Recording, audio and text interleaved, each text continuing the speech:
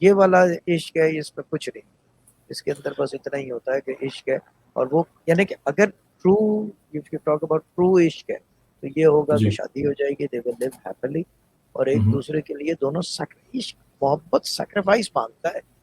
बहुत, तब ये आप सबसे इम्पोर्टेंट है। सैक्रिफाइस, जब आप एक बेशक। दूसरे के लिए सैक्रिफाइस बर्दाश्त करने को तैयार नहीं हो, तो फिर हम्म। क्या की सैक्रिफाइस। वो कहते हैं ना, तो जब ये आप जो है, किसी से प्यार और मोहब्बत करते हो तो उसकी जो जितनी बुराइयां हैं आपको उसको भी एक्सेप्ट करना पड़ता है। आप बुराई एक ही अच्छाई होता नहीं एक्सेप्ट एक्सेप्ट करते करना। हो, अच्छाई तो सब एक्सेप्ट करने को तैयार है। जी हाँ। अच्छाई तो सारे लोग, परचून की जी। दुकान वाले से लेके पान वाला तक, जी। Everyone is ready to accept your अच्छाई। मजा तो जब है कि बुरे के साथ गुजारा करो, और वो अच्छा, इश्क मोहब्बत ही में हो सकता है।